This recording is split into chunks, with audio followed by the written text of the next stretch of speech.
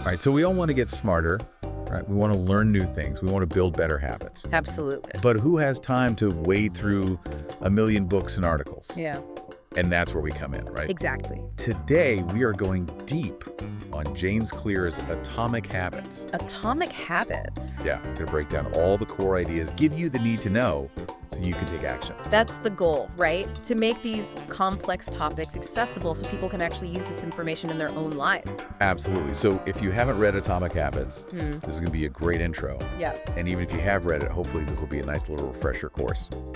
What's fascinating is how Clear takes all the science of habit formation Right. and distills it into these really actionable steps.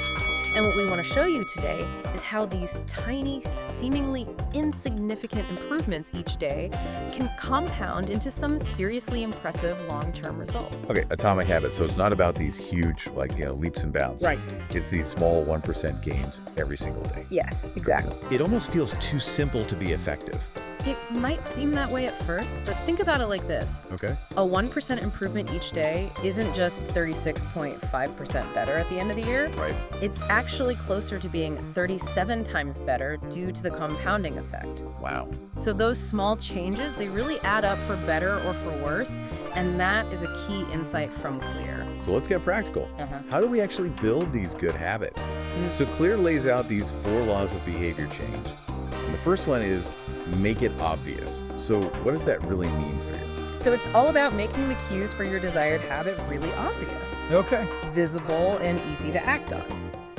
So Clear talks about this thing called implementation intention. Implementation intention. Yeah, deciding the specifics of when, where, and how you're going to do something. I like that. So for example, instead of just saying, oh, I'll exercise, you say, I will do 15 minutes of yoga at 7 a.m. in my bedroom. Much more specific. Much more specific, much more actionable. Right. And then there's this idea of habit stacking.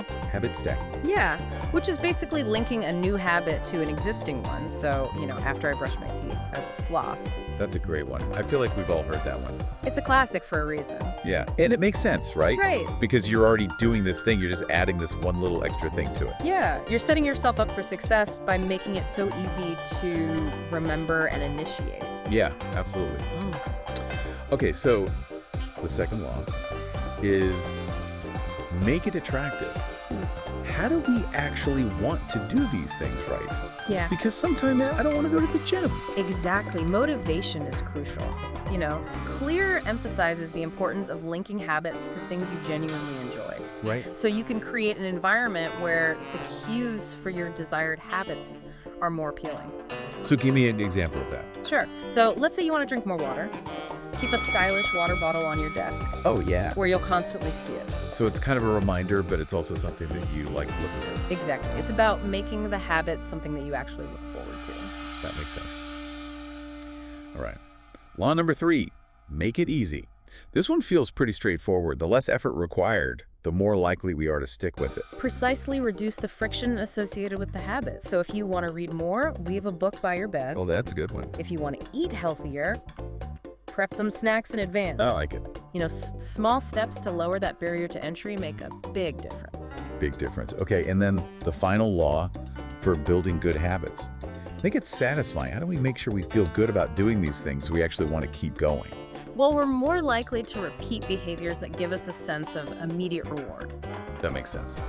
So Clear suggests tracking your progress. Seeing yourself get better can be really motivating. It is. Even those small wins can provide that positive reinforcement. They do. They really do. And it's something you can look back on like, oh, wow, I actually have improved, even if it's just a little bit. And speaking of getting better, let's talk about the bad habits we're trying to break. Right. I know the book sort of flips those 4 laws It does. to make it a framework for getting rid of those unwanted behaviors. You give this one down. So to break a bad habit, you want to make it invisible by removing the triggers Okay. from your environment.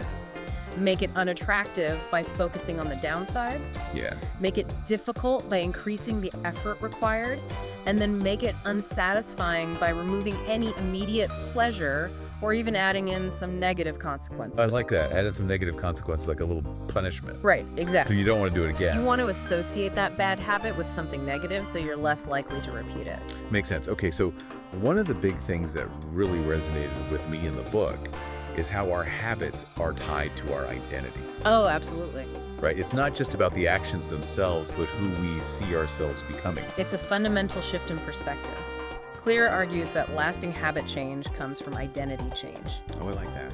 So focus on who you want to be, and your habits will naturally align with that vision of yourself. That makes sense. Every action is like a vote for the type of person you want to become. So if you want to be a healthy person, Right. you start doing healthy things. Exactly. You don't focus on, I need to lose 10 pounds. Yeah. You focus on, I am becoming a runner. I am a runner.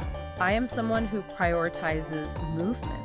I like it. And then those actions that align with that identity naturally follow. Right, you start doing things that healthy people do. Exactly. Okay, I love that. And the book isn't just theory, right? It's packed with stories and examples of people using these principles in real life. Oh, absolutely. It's full of real-world examples from, athletes to artists to everyday individuals. Olympians, business leaders, you name it. Yeah, it's really cool to see. And Clear uses these relatable stories, and he avoids getting bogged down in jargon, which I think is a big part of why the book has connected with so many people. Right. It offers a clear, practical framework that anyone can apply regardless of their background or their goals. So to bring it all together, this deep dive into Atomic Habits shows us that building better routines isn't about willpower or massive overhauls. It's about making small, smart changes Yes. to our environment and focusing on who we want to become. It's the accumulation of those tiny, consistent actions and